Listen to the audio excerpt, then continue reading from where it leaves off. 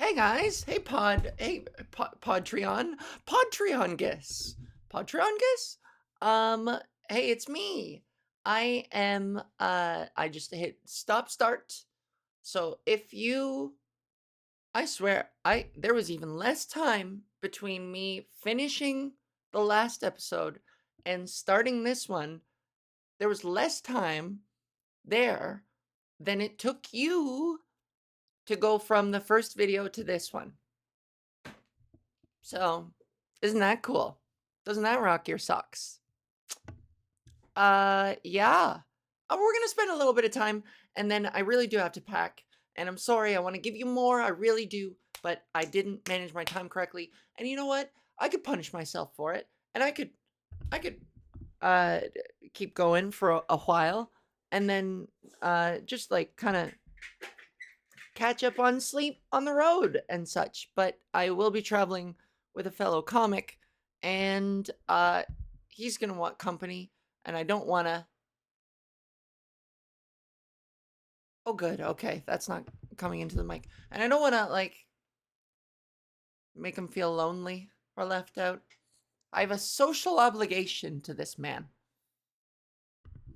You know, when you're traveling with somebody and you're just, when you're on a plane and someone's talking to you and you're like, I do not want to speak. No offense. No offense. I just do not want to speak. It's not, I do not, it's not that I do not want to speak with you. It's that I do not want to speak with anyone. You know, this is a real green eggs and ham situation. It's not personal. I will not eat them in a box. I will not eat them with a fox. I will not eat them in a house. I will not eat them with a mouse. I do not want to talk to you in seat 9C. I do not want to talk to you in seat 9D. I do not want to talk to you near the exit. I do not want to talk to you near first class. I do not want to talk to you during the safety exhibition, the safety demonstration. I do not want to talk to you during takeoff. I do not want to talk to you during snack service. I do not want to talk to you during drink service. I do not want to talk to you here or there. I do not want to talk to you anywhere. I do not want to talk to you. I do not want to talk to if you were a shoe. I don't want to talk to anyone on the plane is my point. Um you know, so that's how I am on planes. But like, when you're traveling with somebody, you want to be accommodating. This is the thing is I am I'm a little worried that I'm a disappointing person off stage in person or like when I'm not, performing. This is me like fully with my guard down and just like acting a fool, being fun, being playful.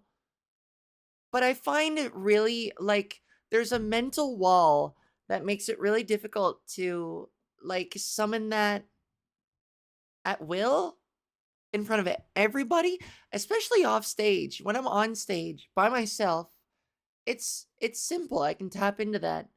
But if I'm like,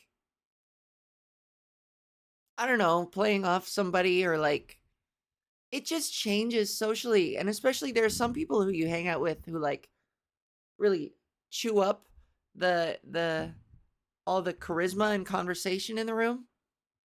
And they're hard to riff with, you know? There are some people, I won't name names, but there are some people in the comedy community who are like fun and really funny. And yet when I hang with them, there's always some kind of disconnect.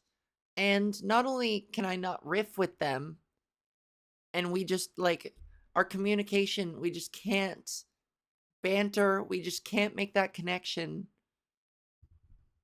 But not only that, but it sucks when like I shrink and I can't when they're like big and fun and they're holding court and I shrivel in the presence of that. I'm not funny off stage. I'm not. I'm extremely disappointing off stage. I hope that, you know, I'm nice after a show. maybe I'm still buzzing, maybe there's some residual whatever that's there. And you've just seen me perform. So you already I feel confident enough knowing that if you've come up to me after a show and you want to talk, that you that I can let my guard down. That I've already initiated myself with you as a funny person, and I don't have to prove it anymore. Whereas I think that's the point, is that constantly off stage, I resent the fact that I have to prove to people that I'm funny, and it doesn't help me relax. And it doesn't, and most of the time, I don't even want to be like a giant Goofosaurus Rex. I don't want to be an ancient Goofosaurus Rex from the Jurassic era in front of people all the time. My brain just doesn't work that quick when I'm in person mode. I'm just in person mode. And even hanging out with other comics, I'm in person mode. I can't get into funny, silly, bantery comic mode with other comics. I'm in person mode. Maybe if they're younger comics that I like, it's harder to do it around my peers and people who are on my level and above, you know? I can't be funny with those people. I can't, I'm just in person mode. I'm a boring person. I was at my sister's for Easter weekend, and she had some friends of hers, and meeting new people is always, it is what it is. Uh, and meeting like friends of your relatives who know what you do is always a little complicated, because I'm not funny in front of my siblings. I'm not funny in my family. I might say the odd funny thing here and there, but I'm not a Goofosaurus Rex. And so that role falls to my brother. And so when I'm like having a conversation with these new friends and they're like, "Oh, I've heard all about what you do and I would love to see a show." It's like, I know I'm not a uh I'm not selling myself right now. I'm not a very good in-person promo right now, because I'm just personing. I'm a boring person. I'm in energy saver mode. You know, when your phone is like 10%, if you have an iPhone and it's like going at low battery energy saver mode, that's what I'm doing. I'm energy saver mode. So if you ever meet me in person and you're like, "Oh, I'm a big fan, Dance Monkey Dance," you're not gonna get no dancing from me. I'm in energy saver mode. Okay, this is always gonna be a fucking problem, is maintaining my temperature for these podgises. And yet, and when I put on a fan, it's like I'm eating my own hair. So here we go. Gonna laser. Don't you guys love Mozart? Here's the funny thing is if somebody were to go on a date with me, who knows when that'll happen. No, if somebody were like, what's kind of, out of curiosity, even if it's not on a date, if somebody were to ask me, "What kind of music are you listening to?" And I would unironically say Mozart, they'd be like, "Bullshit, you ass. Who are you trying to impress?" And then they would think less of me, when it's really actually true. I am into Mozart right now. I'm in a Mozart phase. I love, I love that sonata number 11. I gotta remember I gotta remember it exactly so I can tell people. Oh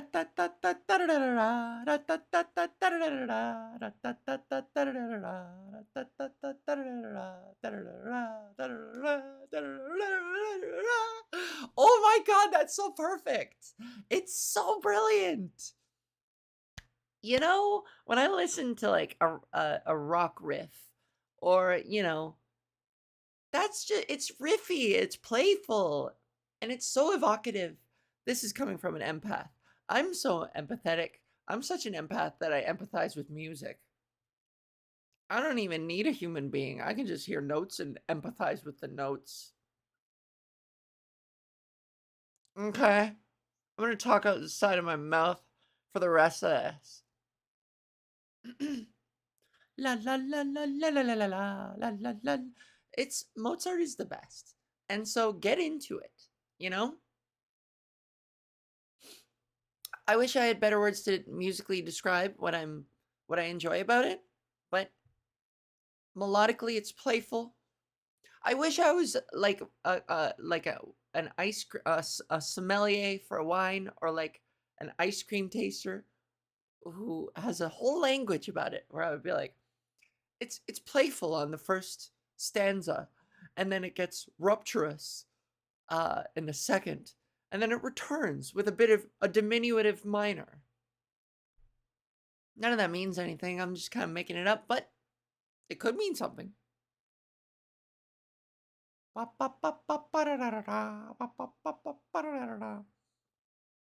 That's so fun. I love it. Mozart. So, yeah, nobody's going to believe I'm not smart enough, and I'm not in a field, a career that precludes me, that gives me the benefit of the doubt to say, yes, I've been listening to Mozart. Now, excuse me while I go out and do a whole bunch of poo-poo fart jokes. I go out and fart into a microphone. Come off stage. Listen to Mozart in between songs to refocus. Analyze my set in my mind while Mozart is playing in the background. Yes. Maybe my fart jokes aren't subtle enough. Maybe I need to add a layer of subtlety. Maybe they didn't quite get the satire in the second stanza of my fart joke. You know? La la la la la la la la la la la. 1:15 a.m. It's 1:15, I must be lonely. Yeah, well, she says, baby.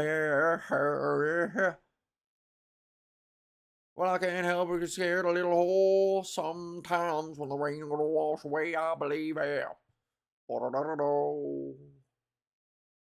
Let's look at the lyrics for that song. 3 a.m. lyrics. Matchbox 20, right? No, not by Rose. Am I old? That's released 2024 by K-pop group Rose. 3 a.m. song. Released by a K-pop group in 2024 called Rose. That makes me feel old because I know the 3 a.m. by Matchbox 20. Okay, let's take a look at these Rose lyrics though. I just saw a red flag. Gonna pretend I didn't see that. Cause is it really, really that bad? I need you really, really that bad. So can we keep the story rolling? Forget that shit my mother always told me. Oh, they said shit. I thought K-pop, you weren't allowed to do that. Forget that shit my mother always told me, cause nothing's really perfect like that. I need you really, really that bad. I need you really, really that bad. The one I run to, take my makeup off and say goodnight to. The one I pretty talk and ugly cry to. The world can roll their eyes, but there's no use. I just want it to be you. When it's 3 a.m. and I'm losing myself in my mind again, the one who gives me love is bulletproof. The world can roll their eyes, but there's no use. I just want it to be you. Eh, eh, eh, eh, eh, eh. I just want it to be you. Eh, eh, eh, eh. Okay, whatever. Yeah, I don't care about these lyrics. They suck. Matchbox 20. She said it's cold outside and she asked me my raincoat. She's always worried about things like that. Oh yeah, that part. When the song tees up the line, when it's like when the song goes and it's almost like the audience is like, pray tell, what more? And you put your hands like this, and then he sings, she said it's cold outside and she hangs me my raincoat. And then this little music thing, and then it goes, and you're like, oh, is there more? Pray tell, what more? She's always worried about things like that. Well, she said it's all gonna end. It might as well be my fault.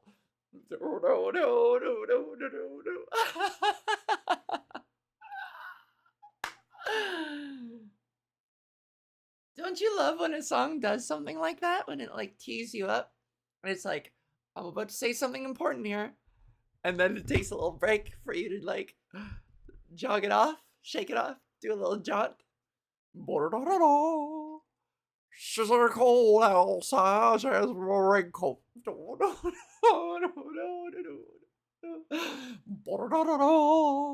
She's always worried about things like that. Okay. Beating a dead horse now. That's fun. That's a funny one. The rain's gonna wash away, I believe her. She's got a little bit of something, got us better than nothing. She says, baby, it's 3 a.m. I must be lonely. And she says, baby, well, I can't help but be scared of it all sometimes. And the rain's gonna wash away, I believe it. I can't help but be scared of it all sometimes. I relate to that. I get the anxiety. Came out in 1996. I feel like every millennial and younger can relate to that. It's 3 a.m. I must be lonely. You know? When it's 3 a.m., even if you're at a party or something, you're surrounded by people, you look at the time, 3 a.m. is not a time to feel warmth and companionship and company. Maybe unless you're on like MDMA. Maybe, perhaps. I don't know. You know? 3 a.m. you're not in a place with a person. You're not having a human experience. Maybe. I mean, 3 a.m. you're probably staring at the ceiling in bed. Or podcasting. Or filming a Patreon. When you have to be at the airport in 3 hours. No, it's only 1:20. Well, she believes that life was made of all that you're used to. Well, she believes that life isn't made up of all that you're used to. And the clock on the wall has been stuck at 3 for days. Days. The clock has been stuck at 3. So maybe it's 3. Maybe she's dumb and maybe she just thinks it's 3 a.m. even though it's like 6 p.m. You know? Maybe she just looks at a digital clock that says 3 a.m. or something. And it's broad friggin' daylight outside. And she's like, oh, it's 3 a.m. I must be lonely. And it's like, no, bitch, go outside, go for a walk. This song knew about self-care and anxiety and general anxiety disorder and mental health long before it was a trend in the 2020s. She thinks that happiness is a mat that sits on a doorway. But outside, it stopped raining. Yeah, she says, baby, it's 3 a.m. I must be lonely.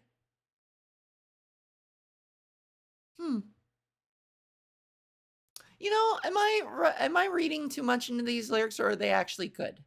I know I called the other 3 a.m. lyrics shit, but I guess it's just about a depressed person.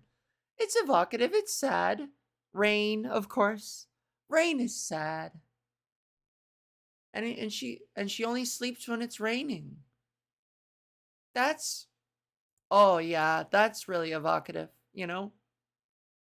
This girl is different, you know, when everyone else is sad. You know?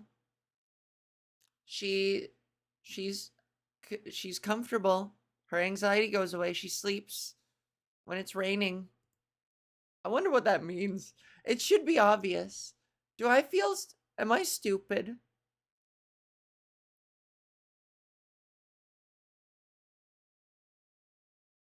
It's all gonna end and it might as well be my fault. God. I feel like it should be obvious what this song is about. And I'm struggling right now. Only because you guys are watching me struggle. Let's talk it out. She only sleeps when it's raining. And she screams and her voice is straining. Well, that's kind of like me. My voice is always straining when I'm trying to sound more feminine. When I'm trying to sound more feminine, my voice feels strained. And people say to breathe through it, and then my head gets dizzy.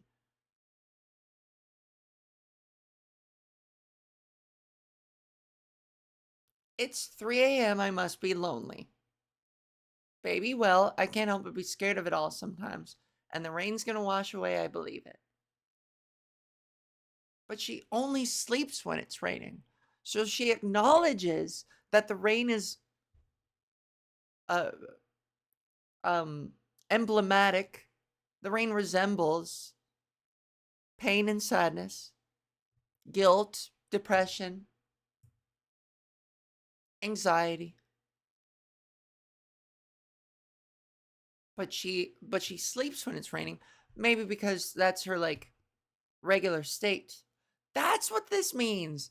Her her her her functioning state, her resting state is a state of depression and anxiety and fear and sadness. I'm using synonyms here. But that's her like occupying, what's the fucking word? The preoccupying space, basically. And so she sleeps in it and she's just used to it. I was born and raised in the dark. But Bruce Wayne, Mr. Wayne, oh, you guys remember Bane, the weird way he talked? Oh, Mr. Wayne, I was raised in the dark. I was born and raised in the dark.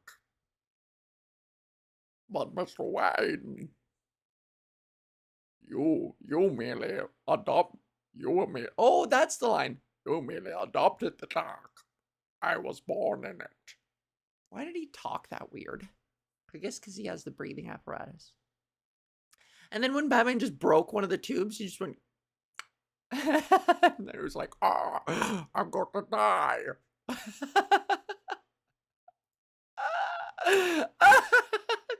so dumb. Oh my god. Jacked Tom Hardy. And how tall are they? Christian Bale is like, what? I know Tom Hardy's super short. Christian Bale, height. Don't give it to me in meters. 1.83 meters, and Tom Hardy is 1.75. So Christian Bale is almost 10 centimeters. He's 8 centimeters higher.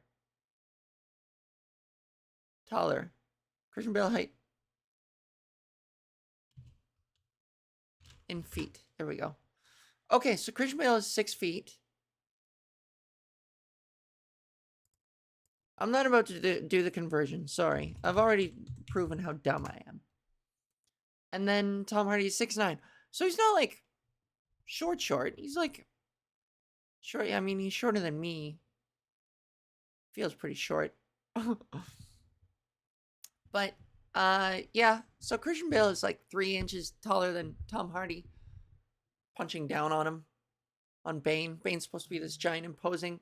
The magic of showbiz. It's just all depends on camera angles. But you know, jacked Bane, ripped to shit, shoulders like Donkey Kong barrels, fucking shoulders like whiskey barrels, being like, you were born and you were adopted by the dark, Mr. Wayne. I was born in it. Kicking his ass, breaking his back, and then for revenge, Batman fucking breaks his breathing apparatus. Oh my god, I'm going to die. I cannot breathe without that pipe. I cannot breathe without the pipe. Oh my god, fuck, what did you do? Mr. Wayne, you piece of shit. You just sealed my death. I cannot breathe without this pipe. And then the woman runs up. Oh no, you're gonna die. My pipe. Oh no. Mr. Wayne. I am returning to the dark. I was born in the dark, and now I'm returning to it because you broke my breathing apparatus. I'm going to die. Oh, it's so dumb. I love being silly like that. Oh, what is the meaning of the song 3 a.m. Matchbox? Yes, someone please explain it to me. The lyrics are inspired by Thomas as an adolescent having to live with a mother fighting to survive cancer. What? I was way off. Oh, 3 a.m. was written about a time when I was 12 or 13 and my mother had cancer. Well, now I want to read about this. Sorry, guys. Now I want to know more. The song was first recorded by the band on its debut EP. Oh, so that's an original. I mean, that's like early career. Wow, can you imagine writing such a banger so young? God, it took me so long to get any kind of talented. My career is progressing at the speed of goddamn molasses.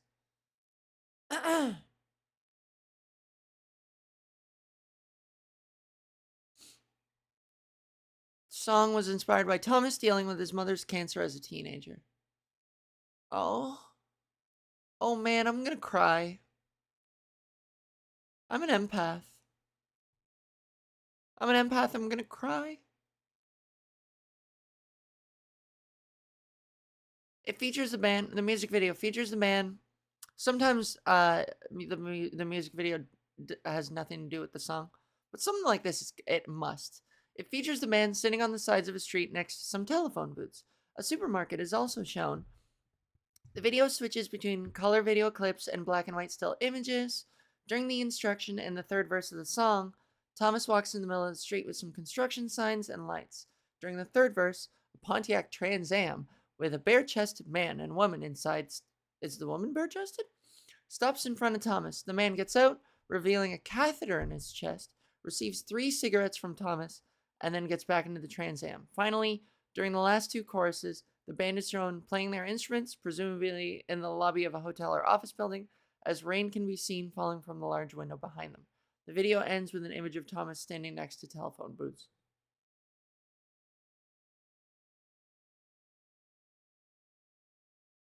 Wow. Layers upon layers, because I didn't get any of that. Man's got a catheter in his chest, gets 3 cigarettes, and gets back in the Trans Am. Yeah, no idea. No idea. Are they American? Yeah, they're American. God damn. Is Rob Thomas still doing it? He's still doing it. I guess. What's he doing? Grandmother was an alcoholic. Oh man, he had a tragic upbringing. Tragic guy. All right, it's just like the ocean. Hey, remember you guys? You guys remember Smooth? Ah.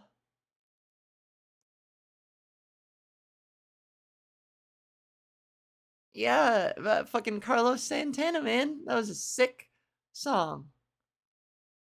Santana and his comeback album.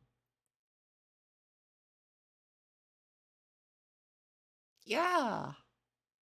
Oh, he wrote it, intended it to be sung by George Michael. Well, it's just like the ocean under the moon. It's the same as the emotion that I get from you. Oh, man.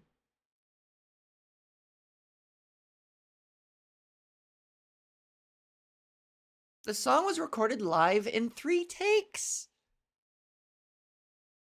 Oh, man. Thomas was not aware that it was going to be released as a single until he heard it on the radio. It was a massive hit. It was a massive hit. I remember. You could hear it all the time. How's he doing now? Oh, he's still doing it. 2015 to present. I guess he released a Christmas album. Thomas announced that his first Christmas studio album, titled Something About Christmas Time. Oh boy. That's a cash grab. You really know that, like, I I I can only guess how little fun it is to do a Christmas album, you know?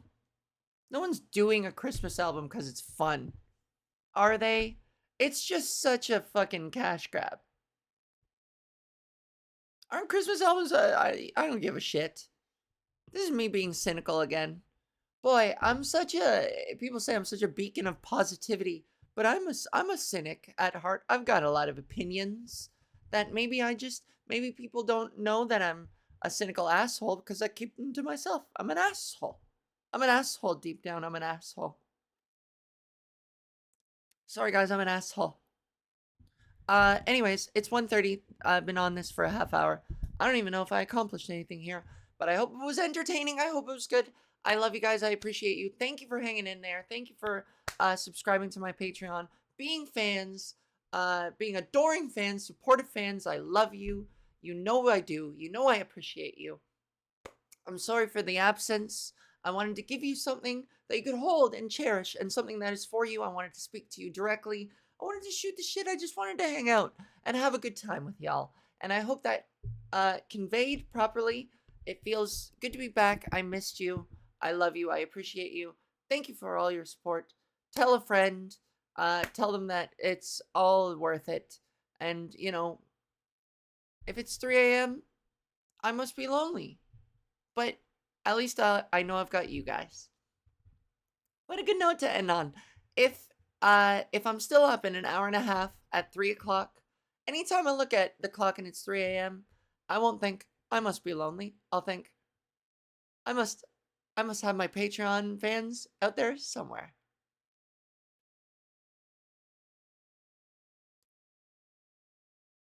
And that's how I feel about you guys.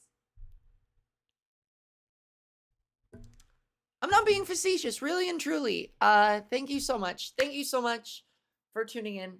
This is goodbye. I must finish packing and be on my way. Okay. Mwah. Bye. Thank you.